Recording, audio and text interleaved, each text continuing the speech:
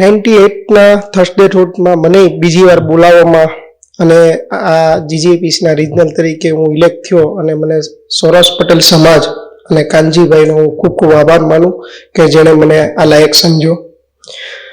જે આ Thursday થોટની activity થઈ રહી છે એ ખૂબ સરસ થઈ રહી છે.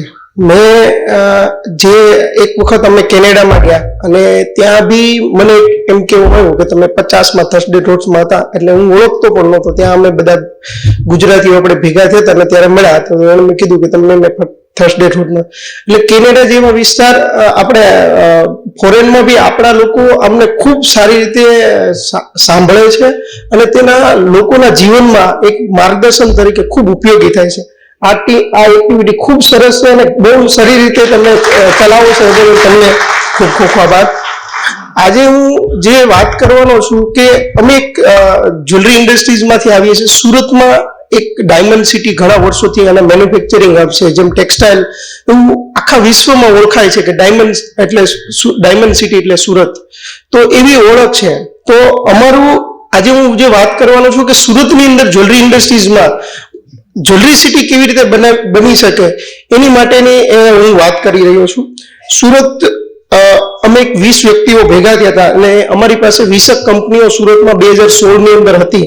ત્યારે અમે એક સંકલ્પ લીધું કે આપણે બી સુરતને જ્વેલરી સિટીનું નામ આપીએ અને એવી ઓળખ બનાવીએ, એની માટે આપણે વર્ક કરીએ. ત્યારે અમે એક એસોસિએશનની સંસ્થા સ્થાપી અને અમારે એક મેઇન 4 પિલર બનાવવામાં આવ્યા, જેની અંદર હેપી એજ જે મેં, હેલ્ધી એજ જે મેં, ક્વોલિટી એજ જે મેં અને હેલ્ધી એજ જે મેં, આ 4 પિલર બનાવીને એની ઉપર વર્ક કરવાનું ચાલુ કર્યું.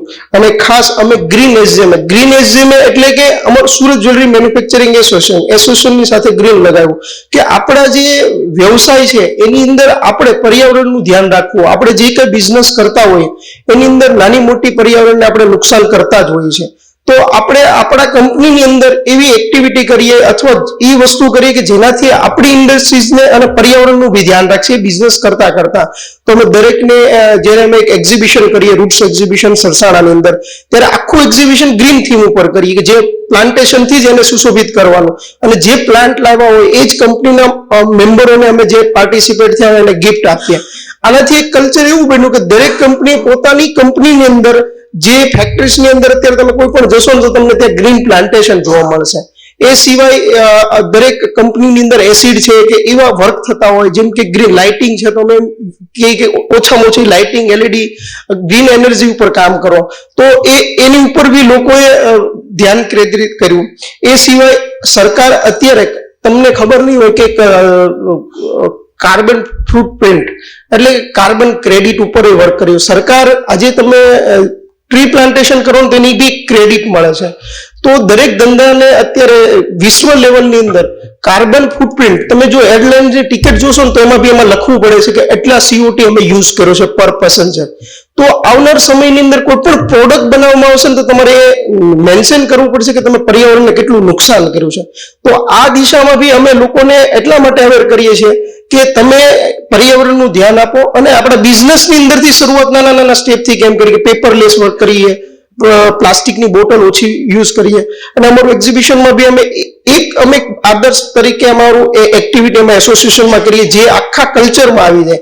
તો અમે ત્યાં પ્લાસ્ટિક બોટલ 3 વર્ષથી બેન કરી. આજે ઘણી કંપનીઓ પોતાને પ્લાસ્ટિક બોટલ યુઝ નથી કરતી.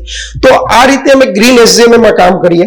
બીજી ક્વોલિટી એસજીએમ, જો આપણે વિશ્વની સાથે ટકવું હોય અને આપણી પ્રોડક્ટ, જો આપણે એમ કહીએ કે જ્વેલરી સિટી બનાવવી, પણ પહેલા આપણી પ્રોડક્ટ બહુ ઇમ્પોર્ટન્ટ છે.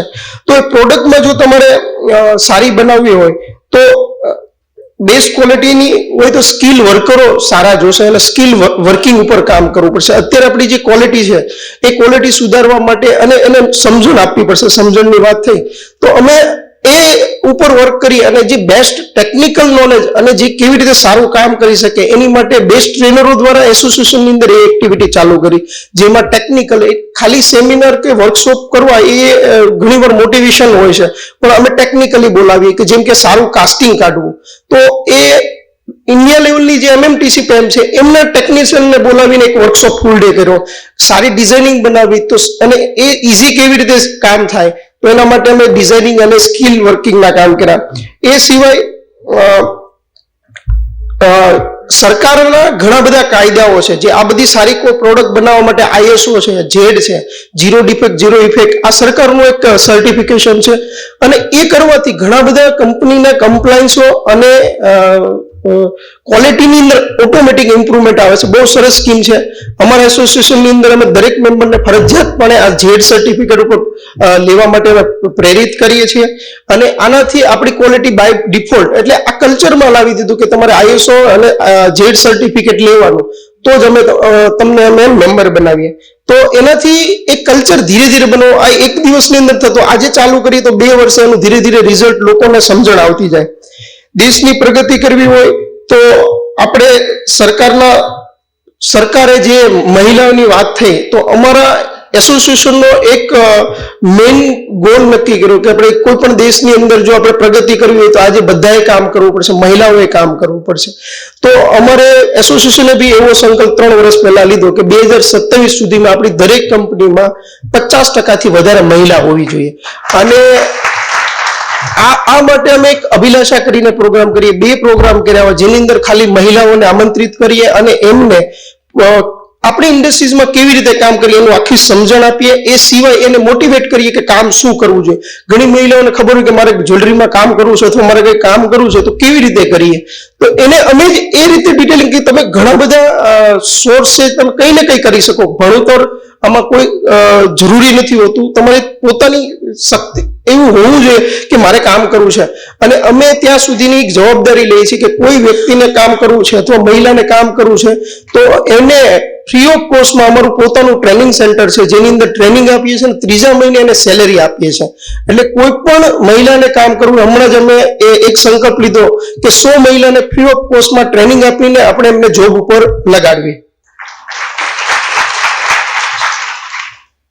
એક મારા મિત્રએ આ જ બાબતમાં વાત કરું કે મારા એક મિત્ર હતા, અમારી જ્વેલરી કંપની છે, એમણે આ એક્ટિવિટી કરતો હતો ને ત્યારે એમને એમ કહેવામાં આવ્યું કે એક અમેરિકાના ક્લાયન્ટ આવીને એમને ઓર્ડર આપવો હતો અને એમણે ત્યાં કંપનીની ફેક્ટરીની વિઝિટ કરી અને એને જોયું કલ્ચર. તો એમને એમ કીધું કે મહિલા નથી. તો એને એમ કીધું કે અહીંયા અમારે કલ્ચર નથી આ ટાઈપનું વર્ક મહિલાઓને કામ કરવામાં. ત્યારે એને એક બહુ મોટો કસ્ટમર ખોયો છે. એને એમ કીધું કે હું તમારી સાથે કામ નહીં કરીશું. આ રિયલ છે. અને આપણા કાપોદ્રામાં જ એક કંપની છે પ્રિઝમ કરીને, રોકસ્ટાર ફાર્મ. એટલે અત્યારે આ બધા જે વર્લ્ડ લેવલના જે છે એ તમે કોઈ પણ અમેરિકન કંપની હશે તો એ લોકો અત્યારે એ કહેશે કે તમારી કંપનીની અંદર કેટલા મહિલાઓ છે, કારણ કે મહિલાઓનું કામ કરવું એ આપણે કંપનીમાં કમ્પલસરી બની જશે. ગ્રીન ને તમને કીધું એમ કમ્પલસરી હશે કે ભાઈ આવા સર્ટિફિકેટ હશે તો જ તમે કામ કરી શકશો. એ સિવાય અમારા વર્કરો માટે હેલ્થી એસએમએ, એટલે અમે દરેક અમારી ઇન્ડસ્ટ્રીઝમાં, આપણી જે કોઈ ઇન્ડસ્ટ્રીઝમાં કામ કરતા હોય તો આપણા વર્કરો હોય એના ઉપર બી ઘણું વર્ક કરીએ કે દરેક કારીગર જો હેપી અને હેલ્ધી એટલે કે દરેક વર્કરનું અમે ઇન્ડિવિજ્યુઅલ કંપનીમાં જઈને અમારા એસોસિએશન દ્વારા દરેકનું ડિટેલિંગ હેલ્થ ચેકઅપ કરીએ. એનું હેલ્થ ચેકઅપ જનરલી આખો એક માસ્કમાં કરતા હોય. અમે ત્યાં 100 થી 150 રૂપિયા પર પર્સન ખર્ચો કરીએ. એનું dental, eyes, BP, blood sugar આ બધું જ મપાવીએ અને એનો રેકોર્ડ બી અમારા એસોસિએશનમાં રાખીએ, જેનાથી કોઈ પણ બીમારી આવે તો એ ડિટેક્ટ કરી શકે 6 મહિના પહેલા એને શું હતું. તો આ બી વર્કરનું કરીએ. આ કરવાથી શું થયું તો કે દરેક કંપની પોતાની રીતે સમજણ કરવા માંડે કે ભાઈ આપણે આ કરવું જોઈએ. તો આવી એક્ટિવિટી કરવાથી એસોસિએશનમાં ખાલી એક વખત કરવાની છે અને કંપની પોતે એને બેનિફિટ દેખાય એટલે પોતે પોતાની રીતે કરે. એ સિવાય દરેક એમ્પ્લોયની અંદર જ્વેલરી ઇન્ડસ્ટ્રીઝમાં કામ કરતા હોય એમને મેં 35,000 સુધીનો કેશલેસ અમારી કાઉન્સિલ દ્વારા અને અમે એમને ફ્રી ઓફ કોસ્ટ મેડિક્લેમ અપાવીએ છીએ. એ સિવાય એક હેલ્ધી એઝેમાઈ, દરેક કારીગરને કામ સારી અને સ્કિલ કામ કરવું હોય તો પેલા હેપીનેસ હોવું જોઈએ. તમે હેપીનેસ એઝેમે માટે કે દરેક વર્કરને આખા કામ કરતા હોય અને એ લોકો સ્ટ્રેસ અનુભવતા હોય તો એમને સ્ટ્રેસ ફ્રી કરવા માટે અમે એક આખા વર્ષ દરમિયાન એક વખત સ્પોર્ટ્સ વીક્સનું આયોજન કરીએ, જેની અંદર આખી ઇન્ડસ્ટ્રીઝના દરેક વર્કરને એક પ્લેટફોર્મ ઉપર ભેગા કરીએ. એમાં દરેક પ્રકારની ગેમ, જેમાં ચેસ, કેરમ, 100 મીટર દોડ, kabaddi, kho kho, ladies cricket, gents cricket, આ બધી એક્ટિવિટી કરીએ જેનાથી એ લોકો પોતાના સ્ટ્રેસથી અને એકબીજાને મળવાથી એમના આનંદ આવે અને એના લીધે આપણી ક્વોલિટી અને પ્રોડક્ટિવિટી ખૂબ વધે. તો આ અમારી એક એક્ટિવિટી હતી અને અમે આવી રીતે કલ્ચર બનાવવાના પ્રયાસ કરીએ છીએ. Thank you.